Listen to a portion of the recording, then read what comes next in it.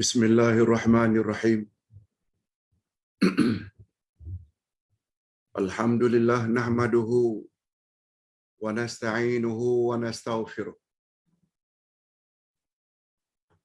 Wa na'udzu billahi min shururi anfusina wa min sayyiati a'malina. May yahdihillahu fala mudilla lahu wa may yudlil fala hadiya lahu. Asyhadu an la ilaha illallah wahdahu la syarika lah. Wa asyhadu anna Muhammadan abduhu wa rasuluh la nabiyya ba'dah. Allahumma salli wa sallim ala nabiyyina Muhammad wa ala alihi wa sahbihi ajma'in amma ba'd. Hadirin dan hadirat serta para pemirsa yang saya hormati, Assalamualaikum warahmatullahi wabarakatuh. Alhamdulillah, kita bersyukur kehadirat Allah Azza wa Jalla. Di atas segala nikmat yang telah Allah limpahkan kepada masing-masing kita,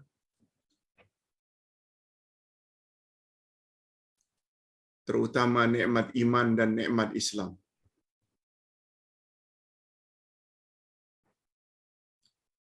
Keimanan dan keislaman seseorang tidak akan sempurna apabila keimanan dan keislaman mereka tidak merujuk pada Al-Quran dan As-Sunnah.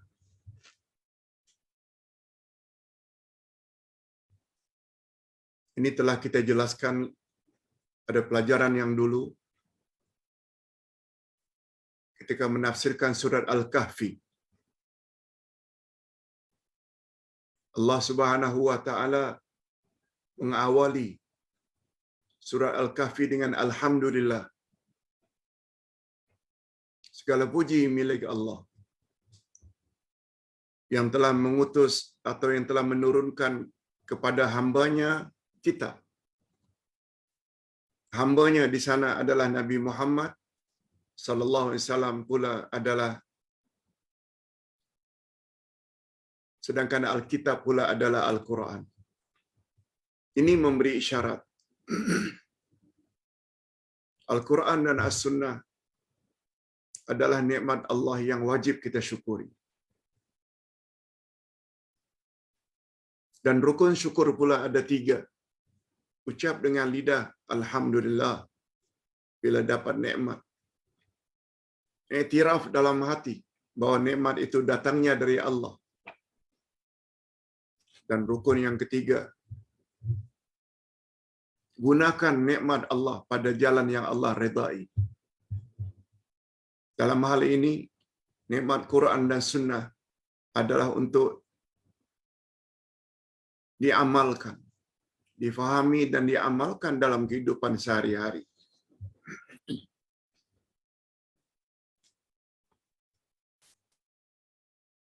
Setelah kita menamatkan semalam tafsir surat Al-Baqarah dari ayat 1 hingga ayat 286,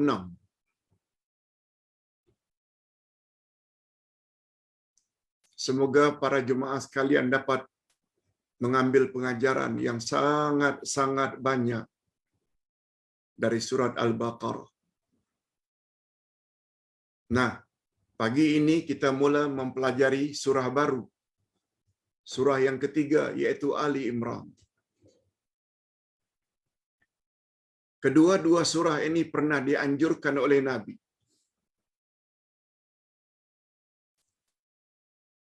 Pernah digalakkan oleh Nabi supaya senantiasa dibaca,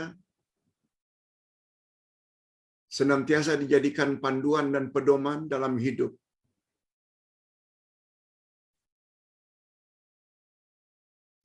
Sabda Nabi sallallahu alaihi wasallam, bacalah surat Al-Baqarah dan Ali Imran. Al-Baqarah dah selesai dah. Ali Imran mula hari ini. Sabda Nabi, Dalam hadis yang diriwayatkan oleh Imam Muslim atau yang menurut syarat Imam Muslim, dan majoriti ulama berpendapat derajatnya hasan, siqah, dapat dipercayai periwayat-periwayatnya, dan derajatnya baik. Apa kata Nabi? Perbanyakkan membaca surat Al-Baqarah dan Ali Imran. Lalu Nabi teruskan, karena surat Al-Baqarah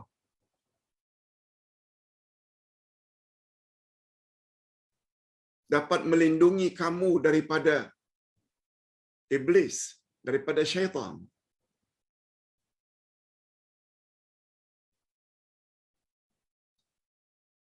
Sebagaimana sabda Nabi, jangan kamu jadikan rumahmu bagaikan kuburan.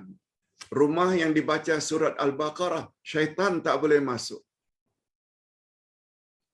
Siapa yang mempelajari surat Al-Baqarah, dia akan beruntung.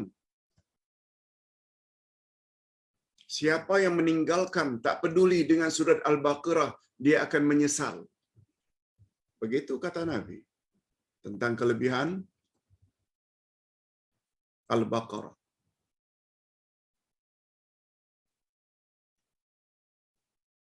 Adapun tentang Ali Imran, kata Nabi, perbanyakkanlah membaca Al-Baqarah dan Ali Imran, sebab kedua-duanya cahaya yang akan menerangi kamu kelak di akhirat. Karena kedua-duanya Al-Baqarah dan Ali Imran, dia akan bertindak sebagai payung yang melindungi kamu di padang mahsyar. Riwayat yang lain mengatakan, dia bagaikan gumpalan awan yang akan melindungi kamu di padang mahsyar kelak. Hadisnya panjang, tapi Ustaz ringkaskan demikian. Al-Baqarah dah selesai. 286 ayat. Ali Imran pula 200. Semua kita tahu, kita sangat digalakkan oleh Nabi agar membaca 10 ayat terakhir dari surat Ali Imran bila bangkit malam untuk qiyamul lail. Okey. Itu sebagai mukaddimah. Sebagai motivasi dengan mengetahui kelebihan surah Ali Imran membuat kita tertarik untuk mempelajarinya. Allahu Akbar. Allahu Akbar.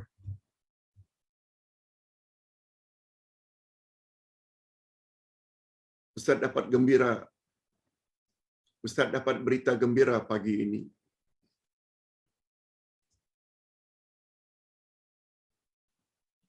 Bahawa Jabatan Mufti Negeri Perlis ingin jadikan buku tafsir Ustaz Juz 30 sebagai silibus, sebagai kurikulum, sebagai buku rujukan untuk diajar oleh penceramah-penceramah agama di negara Perlis, di negeri Perlis. Tafsir Juz Amma. Alhamdulillah. Ustaz sangat gembira kalau itu betul-betul terlaksana. Hadirin dan hadirat rahimakumullah. Kita kembali kepada surat Ali Imran.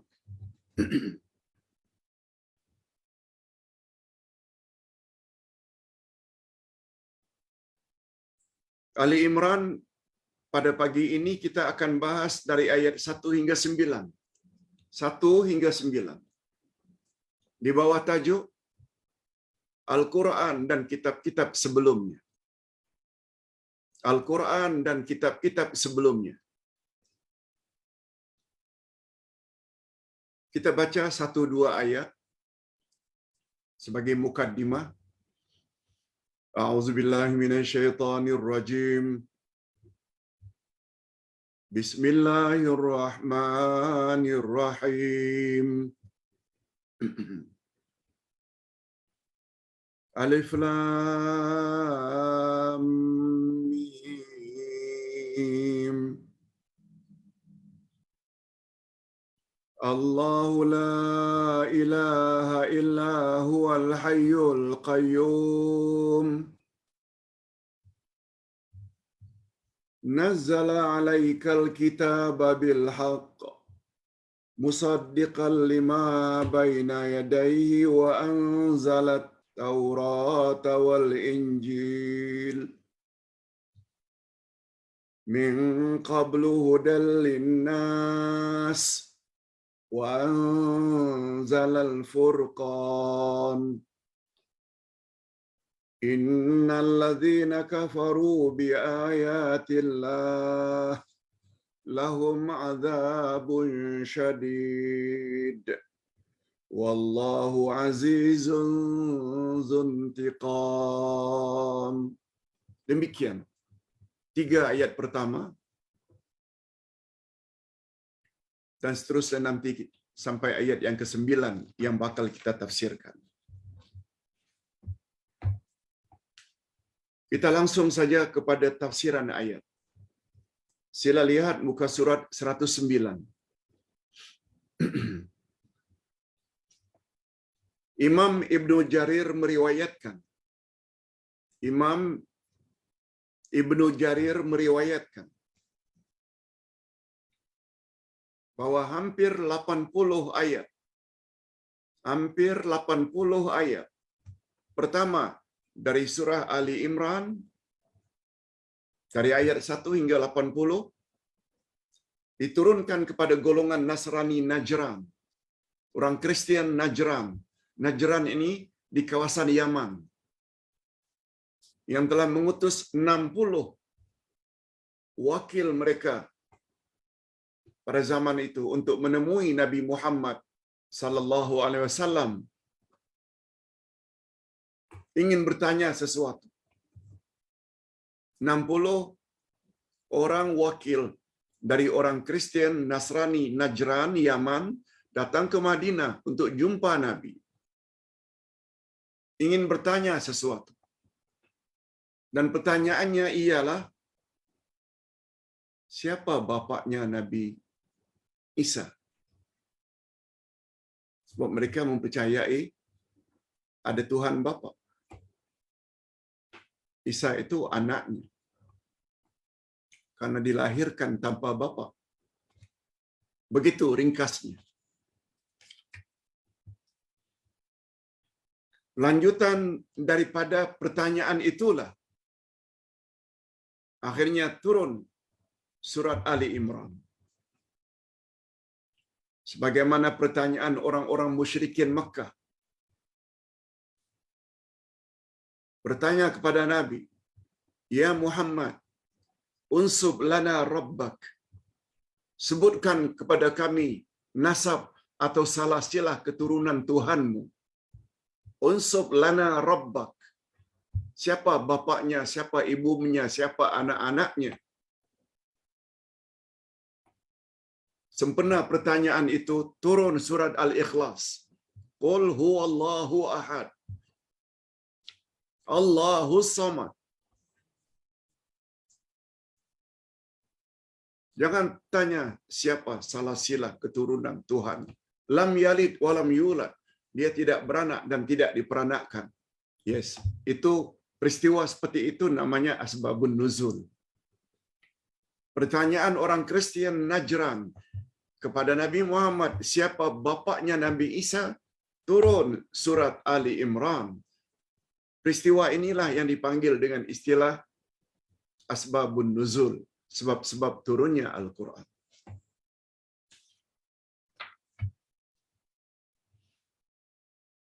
Lalu Allah Subhanahu wa taala turunkan ayat pertama. Ayat yang kedua. Alif Lam Mim. Allahu la ilaha illa huwal hayyul qayyum. Izinkan Ustaz untuk menjelaskan secara ringkas. Bila jumpa huruf-huruf potong yang mengawali Al-Quran. Alif Lam Mim seperti ini. Alif Lam Ra, Yasin, Kaf Ha Ya Ain Sad, Qaf, Nun. Katakan saja wallahu a'lam. Allah yang lebih mengetahui maknanya. Jangan diartikan. Ustaz dah jelaskan di sini. Sebab peranan huruf-huruf itu dalam bahasa Arab disebut dengan hurufut tanbih, yaitu untuk memberi peringatan. Huruf tanbih maknanya untuk meminta perhatian. Sebagaimana kalau kita selalu dengar, attention please, attention please, tolong senyap, tolong dengar, sebentar lagi saya ingin sampaikan pengumuman penting. Yes, itu maksudnya. Alif Lam Mim, Alif Lam Ra, Kaf Ha Ya Ain Sad, itu di antara peranannya. Apa sebab? Karena setelah huruf-huruf tersebut ada perkara penting yang Allah ingin sampaikan. Ustaz buat contoh. Alif Lam Mim, awal Al-Baqarah. Apa sambungannya? Perkara yang sangat penting. Zalikal kitabu la raiba fi hudan lil muttaqin. Inilah kitab Al-Quran, tidak ada sedikit pun keraguan di dalamnya, pedoman bagi orang yang bertakwa. Betul tak? Maklumat itu sangat penting bagi kita. Diawali dengan Alif Lam Mim, maknanya attention please. Tolong beri tumpuan, fokus, konsentrasi. Macam itulah nanti peranan Alif Lam Mim di hadapan Ali Imran. Karena yang Allah ingin sampaikan, apa dia? Allahu la ilaha illa huwal hayyul qayyum. Allah, tiada Tuhan yang berhak disembah melainkan Dia, yang maha hidup lagi mengurus makhluk terus-menerus. Semua kita tahu makna la ilaha illallah. Tiada Tuhan yang berhak disembah melainkan Allah. Itu sebabnya bila kamu bertanya siapa bapaknya Isa, itu satu pertanyaan yang tidak patut. Apalagi Isa sampai disembah, sangat-sangat tidak patut. Begitulah, tidak memberi gambaran mengapa ayat ini diawali dengan Alif Lam Mim. Mengapa surah ini diawali dengan Alif Lam Mim? Sama dengan awal surat Al-Baqarah yang kita sebutkan tadi, dua surah yang sangat penting. Adapun tentang ayat Allahu la ilaha illa huwal hayyul qayyum, Ustaz dah jelaskan dengan panjang lebar ketika kita memperkatakan tentang ayatul kursi. Sama betul. Allahu la ilaha illa huwal hayyul qayyum, la ta'khudhuhu sinatun wa la naum. Sama betul tafsirannya. Sila rujuk pada ayat 255 Al-Baqarah. Oleh sebab itu, kita tidak bahas lanjut perkara tersebut. Kita langsung pada ayat berikut. Adapun tentang ayat berikutnya, telah dijelaskan dengan panjang lebar pada ayat awal ayatul kursi, yaitu ayat 255 surat Al-Baqarah. Itu penjelasan tentang ayat 2 tadi. Alif Lam Mim, Allahu la ilaha illa huwal hayyul qayyum. Sila rujuk ayatul kursi. Pembahasannya sama betul. Nah, ayat yang ketiga. Nazzala 'alaikal kitaba bil haqqi musaddiqan lima baina yadayhi wa anzalat taurata wal injil min qablu hudan lin-nasi wa anzalal furqan innal ladzina kafaru bi ayatillah lahum 'adzabun syadid. Nauzubillahi min dzalik. Wallahu azizun dzuntiqam.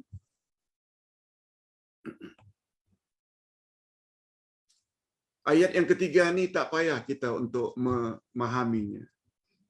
Melalui literal translation pun kita dah faham. Dia, yakni Allah, telah menurunkan Alkitab, yakni Al-Quran, kepadamu, hai Muhammad, dengan sebenarnya. Allah sebut dengan sebenarnya. Oleh sebab itu tidak boleh manusia mendakwa Quran itu adalah karangan Muhammad. Quran ini diturunkan oleh Allah dengan sebenarnya kepada Nabi Muhammad. Itu sebabnya bimbang adanya manusia yang mendakwa Muhammad yang karang, yang tulis Al-Quran, maka Allah tetapkan Muhammad menjadi seorang yang ummi, buta huruf, tak boleh baca, tak boleh tulis. Itu rahasianya. Lalu apa peranan Quran? Quran membenarkan Taurat dan Injil yang diturunkan sebelumnya. Ini kita dah sebut semalam. Bahawa Quran dipanggil dengan muhaimin. Muhaimin maknanya kayu pengukur. Standard. Segala yang ada dalam Quran adalah benar belaka. Oleh sebab itu, siapa yang mendakwa Tuhan ada anak, sedangkan Quran kata lam yalid wa lam yulad, menunjukkan dakwaan itu tak betul. Sebab yang jadi ukuran kayu pengukur standard adalah Quran. Di sinilah beruntungnya orang yang belajar Al-Quran.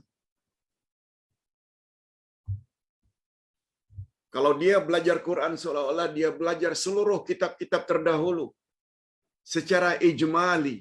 Ijmali maknanya secara global. Secara garis besar, kandungan kitab-kitab terdahulu semuanya tercantum di dalam Al-Quran. Seolah-olah dengan mempelajari Quran macam kita mempelajari semua kitab-kitab terdahulu. Sebab Quran muhaimin. Tapi tidaklah disebut secara terperinci. Tidak.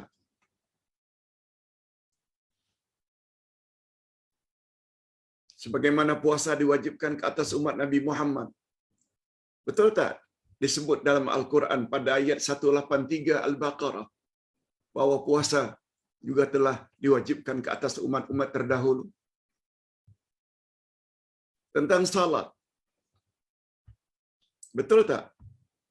Umat-umat terdahulu juga wajib melakukan salat.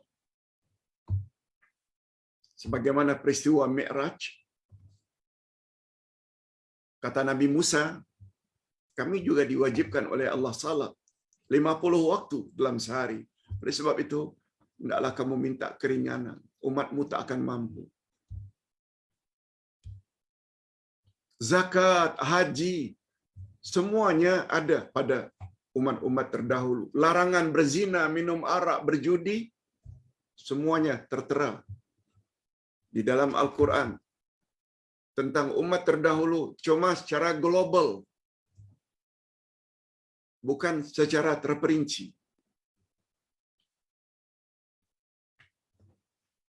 Malah bagi kita umat Nabi Muhammad sallallahu alaihi wasallam, walaupun Al-Quran itu wajib dijadikan pedoman bagi umat Nabi Muhammad sallallahu alaihi wasallam Namun kandungan Al-Quran pun masih global lagi. Sehingga Nabi Muhammad perlu diutus untuk explain apa yang dimaksudkan oleh Allah dalam Al-Quran.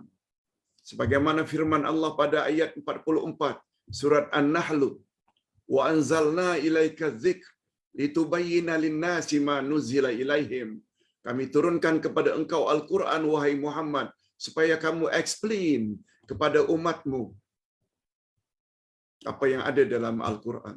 Quran kata aqimus salah, Nabi explain bagaimana memulai salat, takbir, apa yang patut dibaca, bagaimana rukuk, i'tidal, sujud, tak ada dalam Quran secara terperinci. Puasa, zakat, haji, umrah, tawaf, sa'i, wukuf, semua Nabi Muhammad yang explain. Itu sebabnya kita tak cukup hanya belajar Al-Quran sahaja. Kita juga kena belajar hadis Nabi.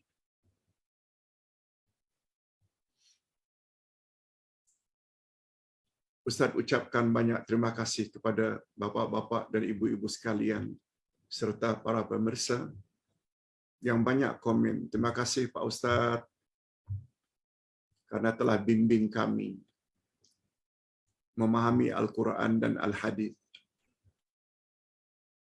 supaya amal kami, akidah kami, syariat kami diterima oleh Allah. Terima kasih kembali. Ustaz sangat hargai kalau ada jemaah yang komen demikian. Lebih-lebih lagi pada hari ini, sejak dari tadi malam, beratus-ratus ucapan. Mudah-mudahan Ustaz panjang umur, sana helwa, selamat hari lahir, 5 Julai hari ini. Tak mampu Ustaz nak jawab satu demi satu.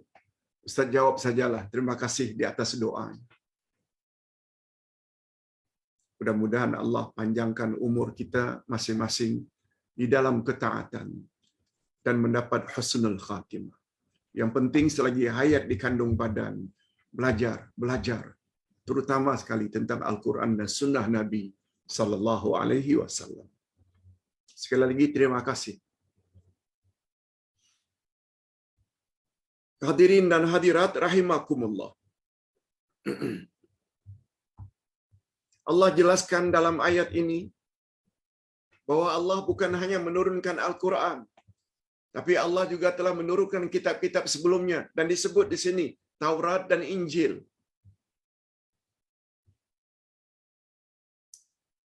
Kemudian kitab-kitab itu diistilahkan oleh Allah dengan Al-Furqan. Bukan hanya Al-Quran.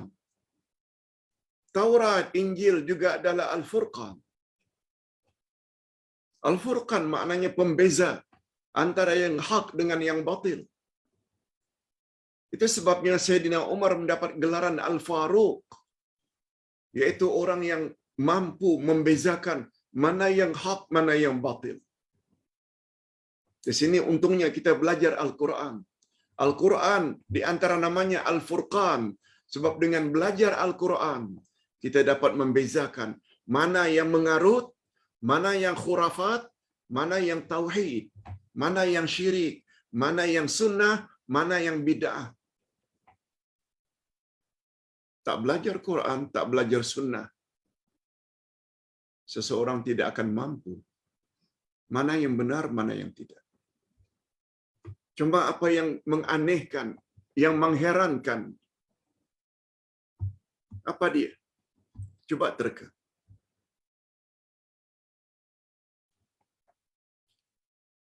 Pada akhir zaman ini,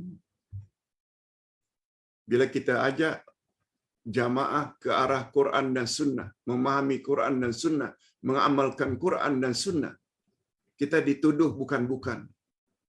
Kaum muda lah, Wahabi lah, ekstrim lah. Padahal itu panduan yang diberi oleh Nabi. Jika kamu tidak mau sesat, ikut Quran dan Sunnah. Sekarang dah jadi terbalik. Orang yang ikut Quran dan Sunnah pula dikatakan sesat. Sebab mereka lebih suka kepada cakap guru-guru mereka, habib-habib mereka, kiai-kiai mereka, wali-wali mereka, kononnya.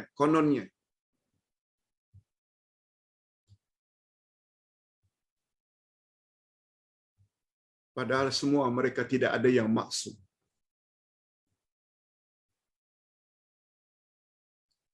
Abdullah Yasin juga nasihatkan para jamaah, jangan ikut cakap Abdullah Yasin. Jangan ikut.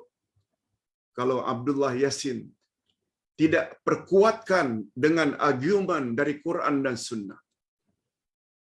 Tapi alhamdulillah, selama 40 tahun lebih dalam berdakwah, senantiasa yang keluar dari mulut Abdullah Yasin, perkara ini hukumnya, karena ayat Quran cakap begini, karena hadis Nabi cakap begini, dan derajat hadisnya sahih. Setakat ini, atau sampai saat ini, Ustaz senantiasa terikat dengan sistem ini, dengan manhaj ini. Kalau kita ikut Quran dan Sunnah, bukan makna ikut Abdullah Yasin. Ikut Allah dan Rasul. Tapi berapa banyak hari ini orang apabila dibacakan ayat Quran, dibacakan hadis Nabi yang sahih, enggak. Guru saya tak cakap macam itu. Hati-hati. Allahu Akbar. Lalu apa ancaman daripada Allah? Apa amaran keras daripada Allah? Sesungguhnya orang yang ingkar terhadap ayat-ayat kami, ayat-ayat Al-Quran, bagi mereka azab yang pedih, azabun syadid. Na'udzubillahi min dzalik. Wallahu azizun dzuntiqam. Dan Allah Maha Perkasa, lagi mempunyai balasan. Mempunyai balasan maknanya Allah juga mampu untuk menyiksa siapa yang ingkar. Itu lebih kurang tafsiran dari ayat. Sebabnya sebagai tambahan, Al-Quranul Karim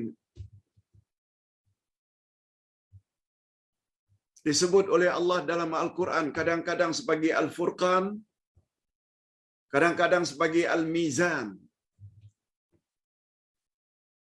Al-Furqan pembeza antara yang hak dengan yang batil.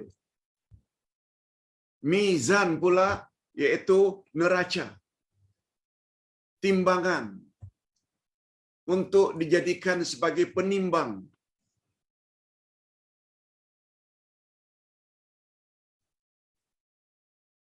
Kegunaan timbang itu supaya kita dapat bersikap adil, tidak berat sebelah. Ini ayatnya. Allahul ladzi anzalal kitaba bil haqq wal mizan.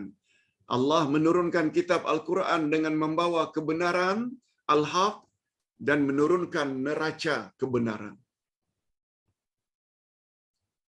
Itu sebabnya Allah berfirman pada ayat 147 Al-Baqarah, Al-haqqu mir rabbik fala takunanna minal mumtarin. Kebenaran itu datangnya dari Tuhanmu. Oleh sebab itu jangan kamu ragu-ragu lagi.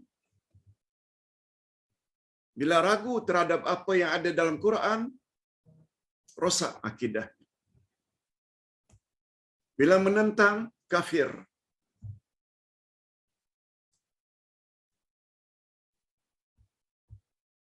Mengapa Ustaz kata kafir? Ustaz tidak tuduh siapa-siapa. Menurut pandangan Ahlus Sunnah wal Jamaah, kita boleh mengkafirkan seseorang secara umum bila memiliki sifat-sifat tertentu. Yang tak boleh mengkafirkan individu. Beza ya. Oh, si fulan tu kafir lah dia, padahal dia orang Islam dan mengucap kalimah syahadat, itu tak boleh. Si fulan itu kafir, si fulan itu kafir, tak boleh. Itu maknanya mengkafirkan secara individu tak boleh. Tapi mengkafirkan secara global, secara am adalah dibolehkan. Ingin contoh? Senang aja. Siapa yang tidak percaya Tuhan itu esa, malah mendakwa Tuhan ada bapa, ada ibu, ada anak, kafir. Itu sebabnya kita katakan Yahudi dan Nasrani itu kafir. Kafir ahli kitab. Penyembah-penyembah berhala musyrikin Mekah juga kafir. Itu kafir musyrikin. Karena mendakwa malaikat-malaikat itu adalah anak perempuan Tuhan. Kita tidak.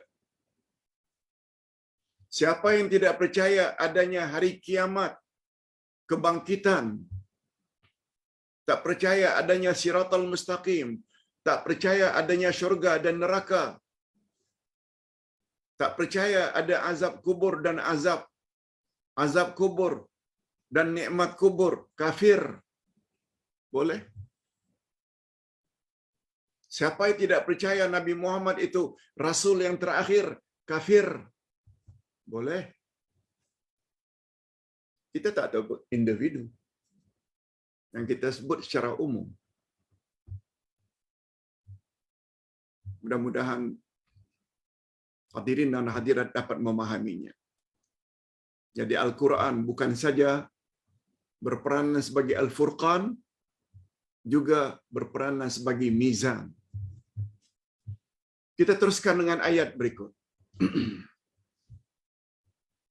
Inna Allah la yakhfa alaihi syai'un fil ardi wala fis sama' walladhi yusawwirukum fil arhami kaifa yasha' la ilaha illa huwal azizul hakim.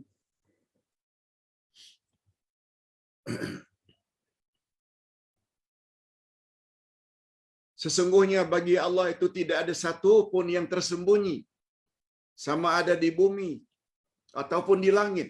Tak ada yang tersembunyi. Semuanya Allah tahu.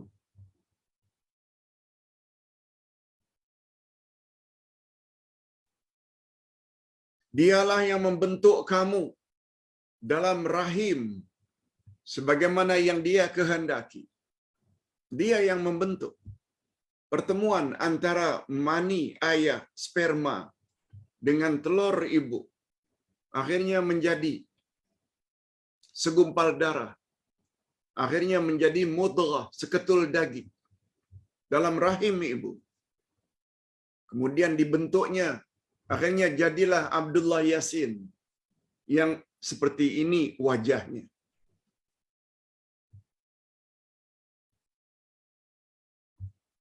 Jadilah akhirnya manusia yang bernama Zubaidah. Begini bentuknya. Jantinanya perempuan, yang ini laki-laki. Percampuran antara lelaki dan wanita akhirnya dapat anak zuriat. Juga melalui hubungan antara suami isteri, dapatlah anak dan cucu. Itu maksud ayat. Ingat ya, tidak betul orang yang mendakwa kononnya manusia berasal dari monyet. Itu teori Darwin, orang kafir. Kata seorang ulama terkenal dari Australia, orang yang mendakwa manusia daripada monyet ikut teori Darwin, teori evolusi. Penyebab utamanya karena mereka tak belajar Al-Quran. Coba lihat kata beliau ayat 5 surat Al-Hajj. Ayat 5 surat Al-Hajj. Ya ayuhan nas, In kuntum fi raibin minal ba'ts fa inna khalaqnakum min turab thumma min nutfatin thumma min 'alaqatin thumma min mudghah mukhallaqatin wa ghairi mukhallaqah wa nuqirru fil arhami ma nasha'u ila ajalin musamma thumma nukhrijukum tifla. Ayatnya panjang. Ustaz terjemahkan saja.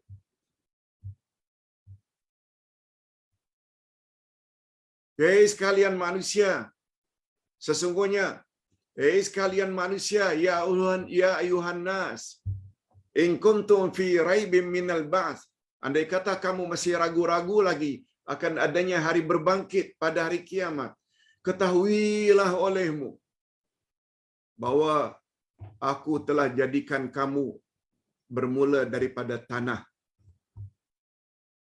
Kata ulama tafsir, tanah ini namanya maksudnya Nabi Adam. Summa min nutfatin, summa min alaqatin, summa min mudghah. Kami jadikan salasilah keturunanmu berasal daripada mani, sperma, kemudian berubah menjadi alaqah, segumpal daging, kemudian berubah pula menjadi mudghah, seketul daging. Nabi explain dalam hadis sahih,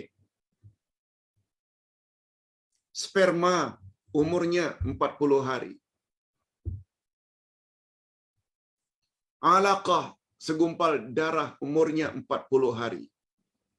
Mudghah, seketul daging, umurnya 40 hari. Genap 40 hari yang ketiga, yaitu 3 kali 40, maknanya 120 hari umur janin. Kata Nabi, malaikat diutus oleh Allah untuk meniup roh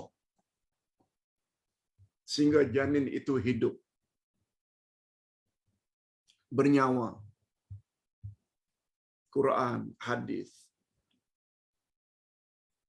bila dipelajari, tak mudah dipesong oleh iblis yang bernama Darwin. Syaitan kan ada 2 jenis. Syaitan insan, Darwin antara lain. Namrud, Firaun, Abu Jahal, Abu Lahab, semuanya itu syaitan insan. Syaitan ada 2 jenis. Berdasarkan ayat 112 dari surat Al-Maidah. Wa kadzalika ja'alnak likulli nabiyyin aduwwa syayatinal insi wal jinni. Demikianlah kami jadikan bagi tiap-tiap nabi itu ada musuh, yaitu syaitan insan dan syaitan jin. Lihat. Cantiknya bila kita belajar Quran, dia akan memiliki ilmu yang pasti. Zalikal kitabul la raiba fih. Oleh sebab itu, mana-mana orang yang ingin atau orang yang mengatakan manusia berasal dari monyet, setuju dengan pandangan Darwin, karena orang tersebut kosong ilmunya tentang Al-Quran. Lihat betapa Al-Quran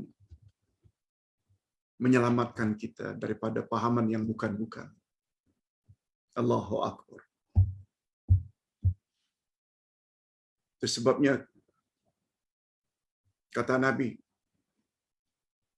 Quran akan datang di akhirat nanti untuk menolong kamu, memberi kamu syafaat. Syafaat maknanya memberi pertolongan.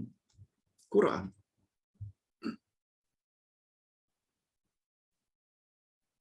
Kemudian kita teruskan dengan ayat berikut. Wallazi anzalal kitaba minhu ayatum muhkamat hunna ummul kitab wa ukharu mutasyabihat. Dialah yang telah menurunkan Al-Quran, yakni Allah yang telah menurunkan Al-Quran dengan benar kepada kamu, hai Muhammad. juga kepada umat Muhammad kita. Di antara isi Al-Quran ada yang muhkamat, iaitulah pokok-pokok isi Al-Quran. Dan yang lainnya mutasyabihat, ayat-ayat mutasyabihat. Bapak-bapak dan ibu-ibu, berdasarkan ayat ini, dapatlah kita ketahui bahawa ayat Quran terbagi dua.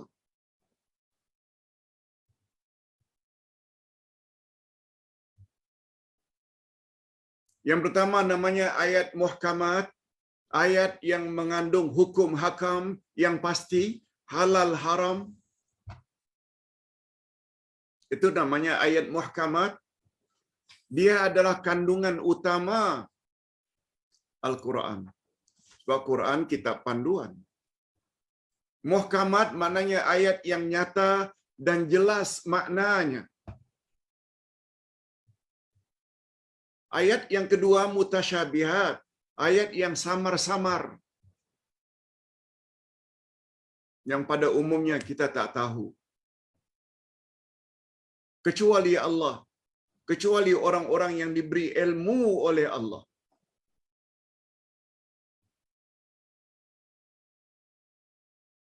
Lalu apa kata Allah? Nanti kita akan jelaskan pada ayat berikut. Sebelum itu Ustaz ingin buat contoh dulu. Apa dia ayat muhkamat, Pak Ustaz? Ayat muhkamat maknanya ayat yang clear, jelas, ayat hukum. Wa ahallallahu al-bai'a wa harrama riba. Allah halalkan jual beli dan Allah haramkan riba. Clear. Wa bil walidaini ihsana. Terhadap kedua ibu bapa hendaklah kamu berbuat baik. Wa tawala taqul lahuma uff. Jangan katakan kepada ibu bapakmu. Clear. Hurrimat alaikumul maitatu waddamu walahmul khinzir. Diharamkan ke atas kamu makan bangkai, makan darah dan daging khinzir. Clear. Semua itu contoh ayat muhkamat. Majority Al-Quran mengandung ayat muhkamat. Tetapi ada pula ayat-ayat mutasyabihat. Bila menyangkut perkara-perkara ghaib.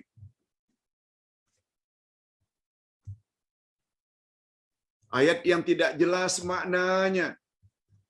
Seperti ayat-ayat yang memberikan gambaran tentang alam ghaib. Ada syurga, ada neraka. Ada titian siratal mustaqim. Ada timbang menimbang di padang mahsyar.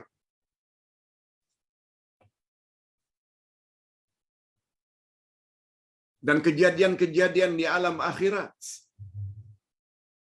Hanya Allah yang mengetahui maknanya yang sebenarnya.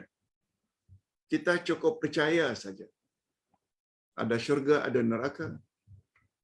Ada telaga Kausar. Ada titian siratal mustaqim. Ada neraca timbang menimbang amalan. Fa amma man thaqulat mawazinuhu fahuwa fi 'ishatir radiyah. Orang siapa yang timbangan amal baiknya lebih berat, dia akan hidup dalam syurga penuh redha Allah. Allahumma ja'alna minhum.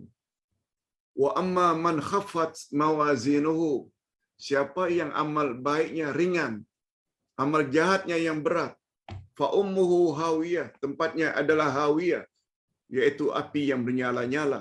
Na'udzubillah min dzalik. Ada perkataan mawazin, yaitu mizan. Kita percaya. Apakah bentuknya macam dacing? Apakah bentuknya dalam bentuk digital? Jangan bahas. Pokoknya mizan itu wujud. Itu dia ayat-ayat mutasyabihat. Jangan terlalu dibahas-bahas. Nah, macam mana tentang ayat-ayat mutasyabihat, Pak Ustaz? Allah jelaskan pada ayat berikut. فَأَمَّا الَّذِينَ فِي قُلُوبِهِمْ زَيْغٌ فَيَتَّبِعُونَ مَا تَشَابَهَ مِنْهُ ابْتِغَاءَ الْفِتْنَةِ وَابْتِغَاءَ تَأْوِيلِهِ وَمَا يَعْلَمُ تَأْوِيلَهُ إِلَّا اللَّهُ وَالرَّاسِخُونَ فِي الْعِلْمِ يَقُولُونَ آمَنَّا بِهِ كُلٌّ مِّنْ عِندِ رَبِّنَا وَمَا يَذَّكَّرُ إِلَّا أُولُو الْأَلْبَابِ. Coba tengok apa kata Allah menjelaskan tentang ayat mutasyabihat yang kita wajib imani. Adapun orang-orang yang dalam hatinya condong kepada kesesatan. Kalau ingin tahu siapa orang sesat, mereka mengikuti sebahagian ayat-ayat mutasyabihat dengan menimbulkan fitnah dan untuk mencari-cari takwilnya. Oh, jangan cakap begitu. Dia sebenarnya begini, begini, begini. Dia sebenarnya begini, begini, begini. Padahal Allah dan Rasul tak cakap begitu. Itu maknanya dia takwil sendiri. Dia tafsirkan sendiri menurut seleranya. Padahal tidak ada yang mengetahui takwilannya yang sebenarnya tentang ayat-ayat mutasyabihat kecuali hanya Allah. Dan orang-orang yang mendalam ilmunya, orang-orang yang mendalam ilmunya, mudah-mudahan kita termasuk golongan ini. Apa kata orang yang mendalam ilmunya? Kami beriman kepada ayat-ayat yang mutasyabihat. Semuanya itu dari sisi Tuhan kami. Kalau Allah kata dia ada wajah, yes, kami katakan Allah memang ada wajah. Kami tak akan bahas bagaimana wajah Allah. Yang pasti, wajah Allah tak serupa dengan wajah makhluk. Titik, full stop. Kalau Allah berkata dia bersemayam di atas arash, itu perkara ghaib. Kita wajib imani Allah memang bersemayam. Jangan ditanya bagaimana Allah bersemayam. Yang pasti, bersemayamnya Allah tak sama dengan bersemayamnya mana-mana sultan dan raja-raja. Allah menyebut bahawa dia ada tangan, yadullahi fauqa aidihim. Tangan Allah di atas tangan mereka. Yakini saja Allah memang ada tangan. Jangan ditanya bagaimana tangan Allah. Yang pasti, tangan Allah tak serupa dengan tangan makhluk. Full stop. Orang yang ada akal macam itu. Apa maknanya? Orang yang suka takwil-takwilkan. Nah, nilai sendirilah. Jangan ustaz yang cakap. Orang yang percaya saja apa yang Allah katakan, itu orang yang berakal. Kalau orang yang tidak percaya, tergolong orang yang macam mana? Jawab sendiri. Jangan keluar dari mulut ustaz. Kalau kita ingin jadi orang yang berakal, miliki sifat ini. Allah yang sebut. Ustaz ulang sekali lagi. Dan orang-orang yang mendalam ilmunya berkata, kami beriman. Beriman maknanya percaya kepada ayat-ayat yang mutasyabihat. Allah kata ada syurga. Kami kata syurga. Allah kata ada neraka dan ada azab. Kami juga percaya. Itu tempat orang-orang yang jahat. Syurga pula untuk orang-orang yang baik yang mendapat redha Allah. Kalau Allah kata di akhirat nanti amalmu akan ditimbang. Allahu Akbar. Malam tadi Ustaz ikut serta ke perkuburan, ikut mengkebumikan jemaah Ustaz sejak Ustaz berada di Malaysia 40 tahun lebih. Jiran pula. Sangat taat. Di atas kuburan Ustaz nasihatkan kepada yang mengantar. Sabda Nabi sallallahu alaihi wasallam, yang mengantar jenazah ke kuburan ada 3. 2 akan kembali dan tinggal hanya 1 saja, yang ketiga, yang akan menemaninya dalam kubur. Dialah yang akan protect. Dialah yang akan defend. Dialah yang akan menjawab soalan mukar wa nakir. Apa yang 3 itu? 2 daripadanya akan balik. Hartanya dan ahli keluarganya. Walaupun dia dibawa ke kuburan dengan menggunakan kereta mewahnya,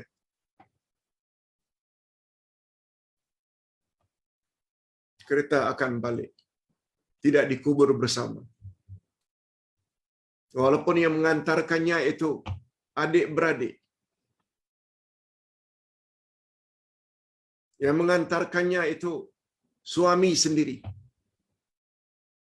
Suami hanya turun ke bawah untuk meletakkan istrinya di lubang lahat.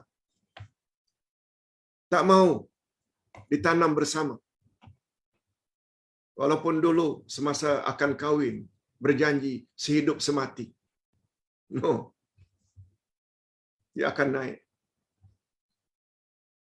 Tak mustahil dah mula fikir siapa istriku yang akan datang.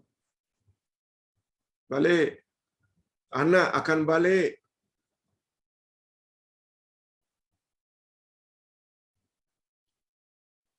Dan yang paling setia bersama kita adalah amal saleh. Itu yang ketiga nih. Dia akan bersama kamu di kuburan.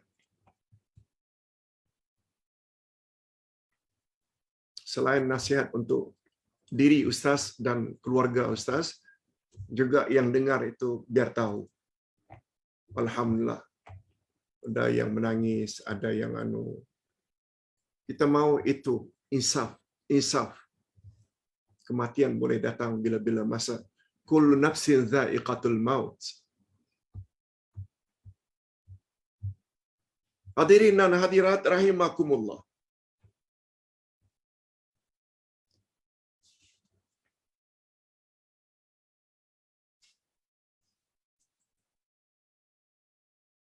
Di dalam ayat ini,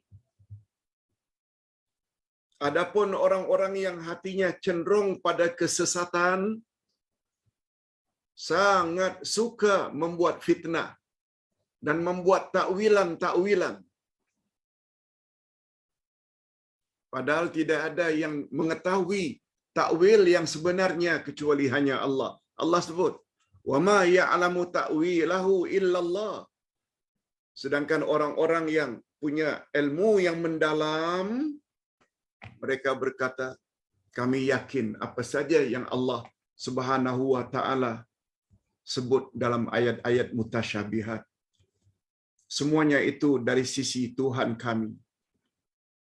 Dan tidak ada yang dapat mengambil pelajaran daripadanya, melainkan orang-orang yang berakal. Nah ini dia. Orang berakal saja yang dapat ambil pengajaran. Mudah-mudahan kita termasuk dalam golongan ini. Dalam ayat ini Allah mendedahkan bahawa manusia terbagi kepada 2 golongan jika berhadapan dengan ayat-ayat mutasyabihat. Kalau tadi ayat terbagi 2, ayat muhkamat dan ayat mutasyabihat, dan ayat mutasyabihat pula terbagi 2. Pertama, orang yang hatinya cenderung kepada kesesatan dan tidak menginginkan kebenaran. Mereka sangat gemar menjadikan ayat-ayat mutasyabihat, ayat yang samar-samar sebagai bahan fitnah untuk mereka sebar-sebarkan dari kalangan orang ramai. Hati-hati. Termasuk bila baca ini, nanti dalam kubur awak akan begini. Bila baca selawat ini, dalam kubur Nabi Muhammad akan welcome, jemput awak dari dalam kubur. Apa ini semua ni? Bercakap tentang perkara gaib. Macamlah dia Tuhan. Macamlah dia Nabi. Perkara-perkara mutasyabihat, terutama menyangkut perkara gaib. Jangan bahas banyak. Kecuali apa yang Allah dan Rasul telah jelaskan. Sebab Allah mengetahui gaib hakiki. Nabi pula mengetahui gaib idafi. Kita dah bahas dalam bab akidah. Mereka mencari-cari maknanya untuk menguatkan pendapat dan keinginan mereka sendiri. Hati-hati terhadap pendakwah-pendakwah seperti itu. Bercakap bertempik. Ayat Quran, hadis Nabi tidak dibawa. Itu bukan pendakwah ke arah kebenaran. Itu sebabnya dalam surat Wal Asri Allah sebut wa tawasau bil haq. Hendaklah kamu berpesan-pesan dengan al-haq, dan al-haq itu ialah segala yang datang daripada Allah atau yang datang dari Rasulullah secara sahih. Okey, itu golongan yang pertama yang sesat tadi.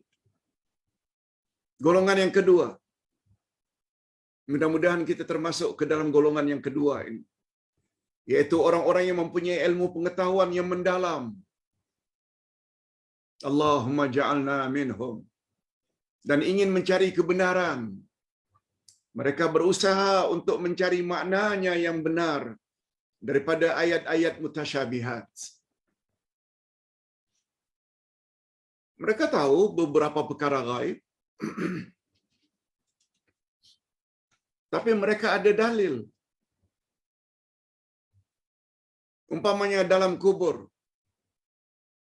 Kita yakin dalam kubur ada azab kubur, ada nikmat kubur. Mengapa yakin? Karena Nabi yang sebut.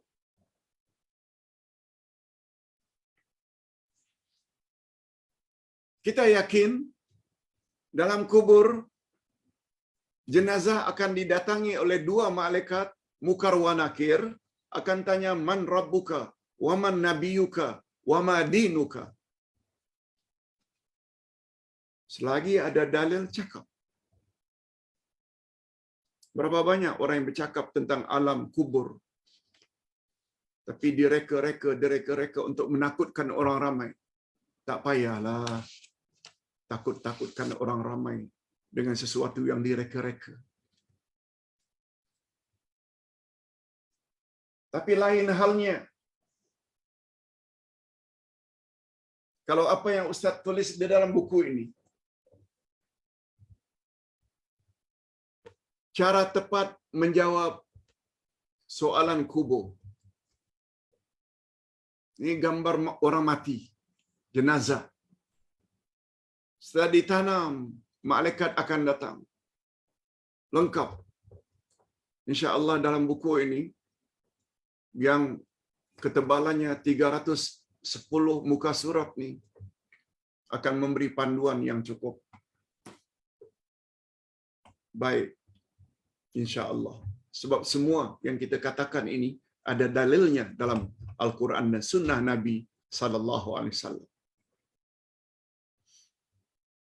Golongan kedua, golongan yang mempunyai ilmu pengetahuan yang mendalam dan ingin mencari kebenaran. Mereka berusaha untuk mencari maknanya yang benar dari ayat-ayat mutasyabihat. Tetapi jika mereka belum atau tidak sanggup untuk mengetahuinya, maka mereka segera berserah diri dan menyerahkan maknanya kepada pengetahuan ilmu Allah. Yes, itu orang yang berakal. Terhadap perkara-perkara gaib, dia tidak akan bercakap sembarangan. Nah, kita sampai ke ayat yang terakhir yang mengandung doa juga bagus untuk kita amalkan. Rabbana la tuzigh qulubana ba'da idh hadaitana wa hab lana min ladunka rahmah innaka antal wahhab. Rabbana innaka jami'un nasi liyaumin la raiba fih innallaha la yukhliful mi'ad.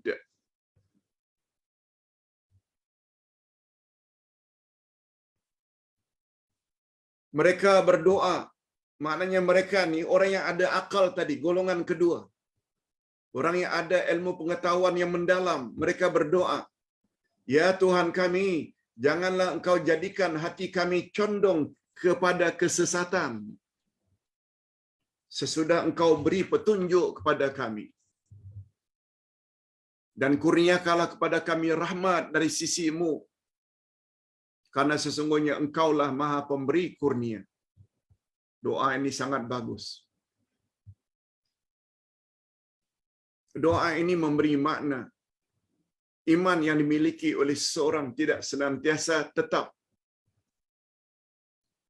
tidak statik. Sebab menurut pandangan Ahlussunnah wal Jamaah, iman seseorang boleh naik turun.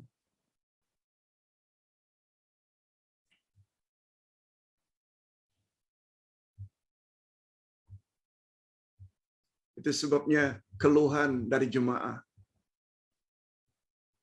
setelah ditinggalkan lebih kurang 3 minggu sempena umrah Ramadan yang lalu.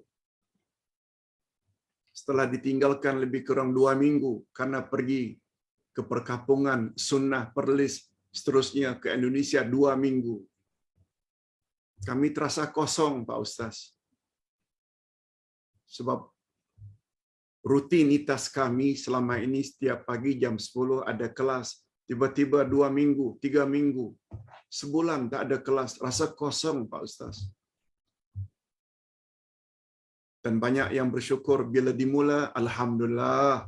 Itu maknanya, iman akan merosot menurun bila kita tidak tambah ilmu, tidak tambah amal saleh. Sebabnya kelas perlu kita hadiri setiap hari. Kegunaannya tidak lain tidak bukan untuk menambah, meningkatnya iman, meningkatnya iman, meningkatnya iman. Karena dalam ceramah seperti ini, kita terus diberi panduan-panduan.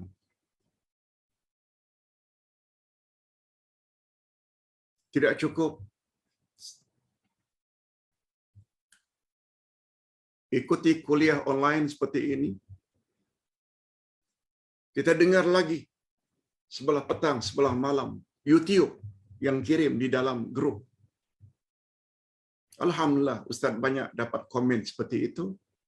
Syukur. Kalau Ustaz telefon seorang,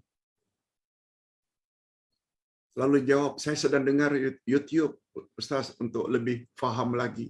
Allahu Akbar. Gembiranya begitu. Apalagi kita sudah lansia, 60, 65, 70. Ketika umur 40, 30 dulu leka, dunia. Sekarang kita coba cover. Bagus.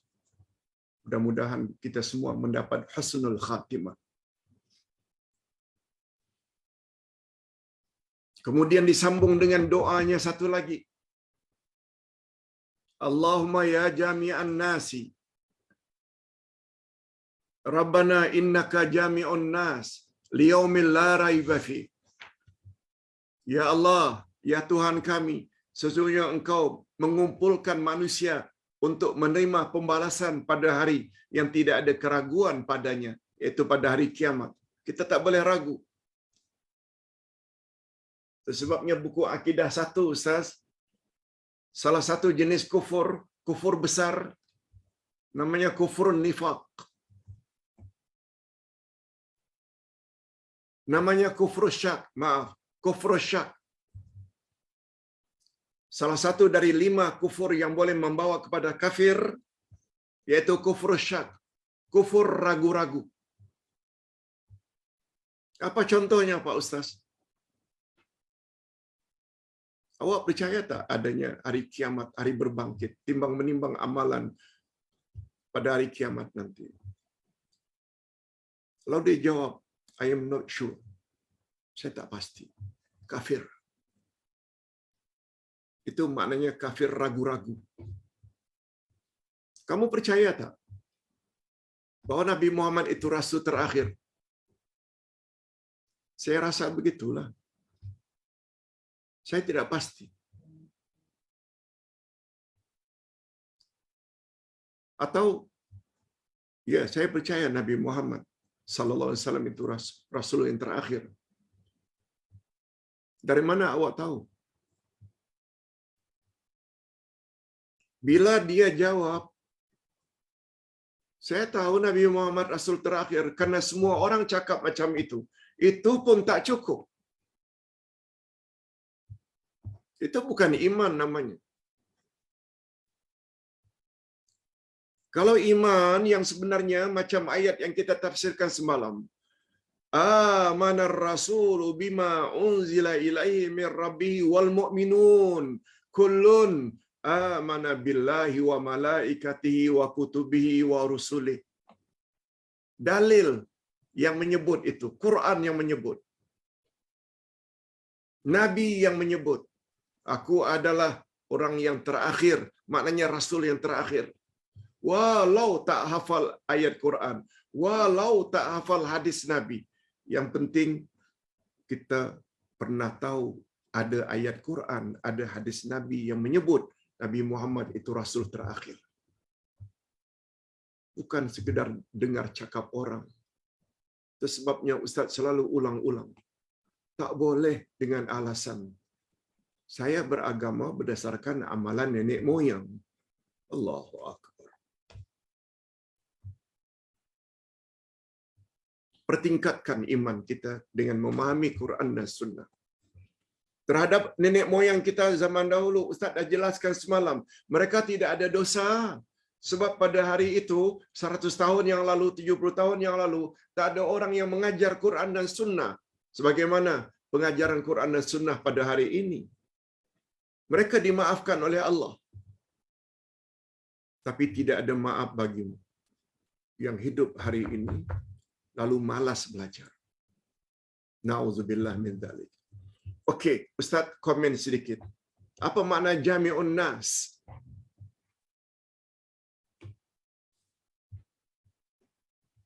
Hadirin dan hadirat rahimakumullah.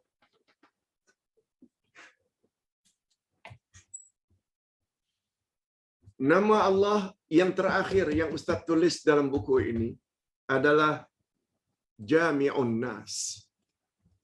Allah yang mengumpul seluruh manusia pada hari kiamat. Itu sebabnya salah satu Al-Asma'ul Husna di sini urutannya yang terakhir, yang 99. Itu nama Allah rupanya.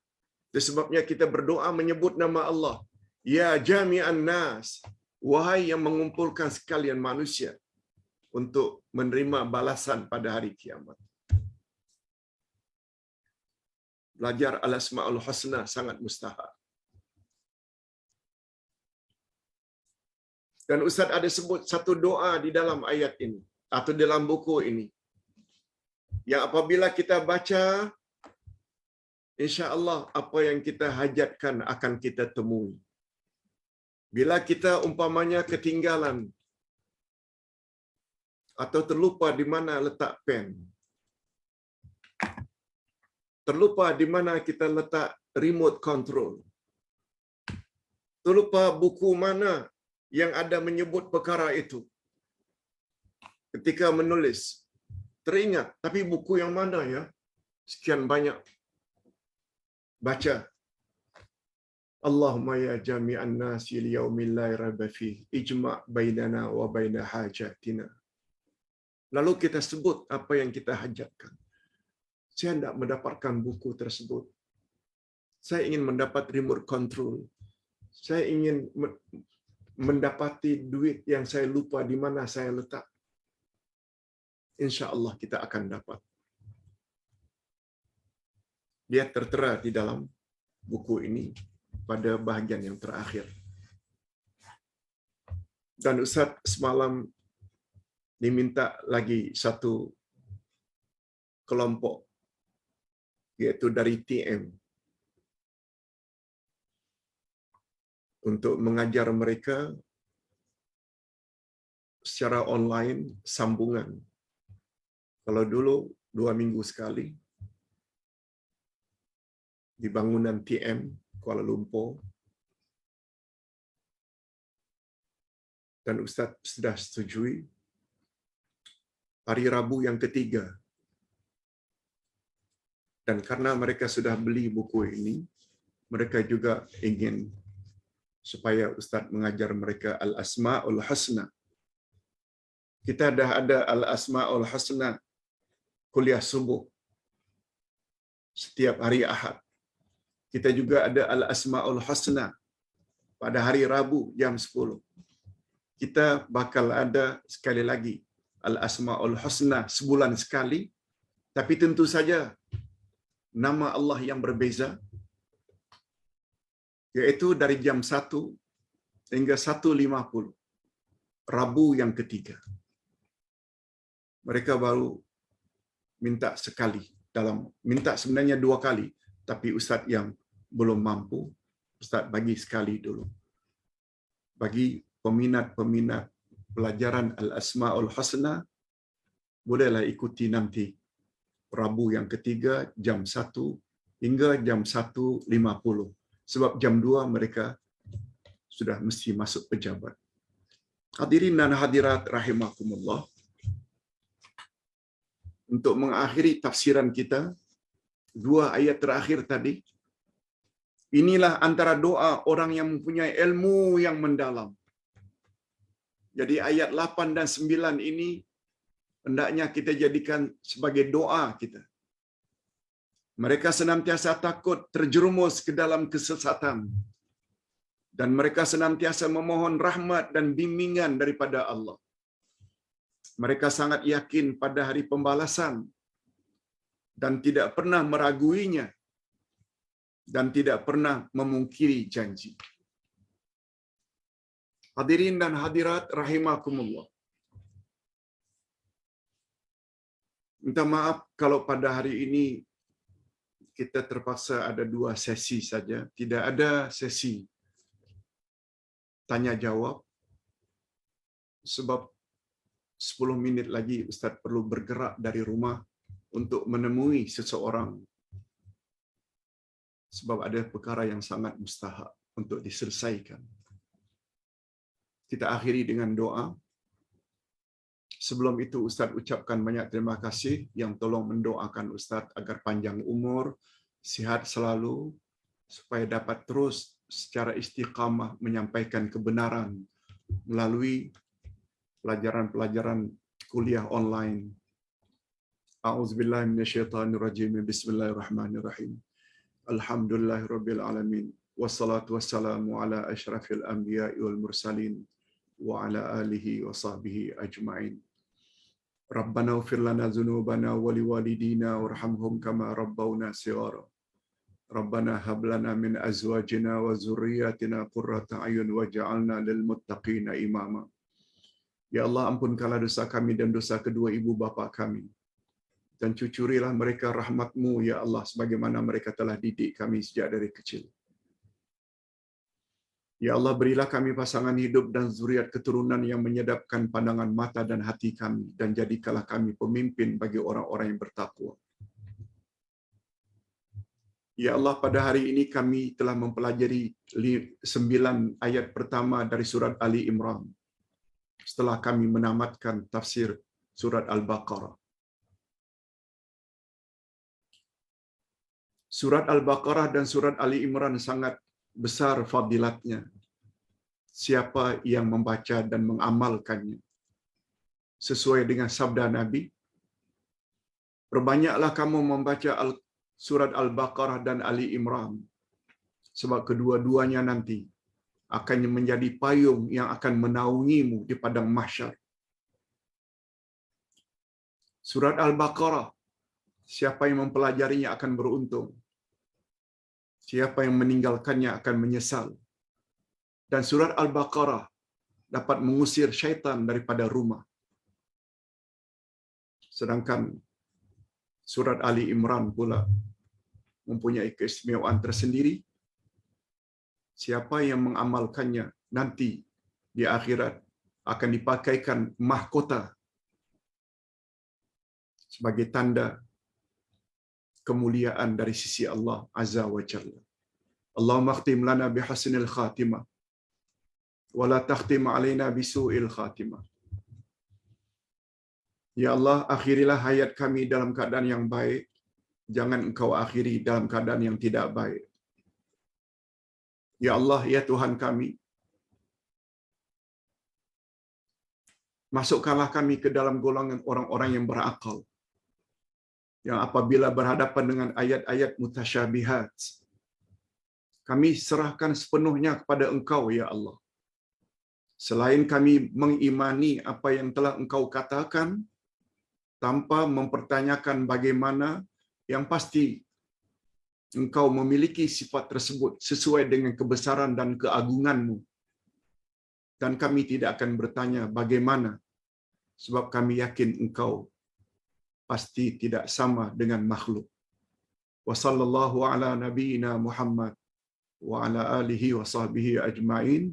Subhana rabbika rabbil izzati amma yasifun. Wa salamun alal mursalin walhamdulillah rabbil alamin. Subhanakallahumma wa bihamdik.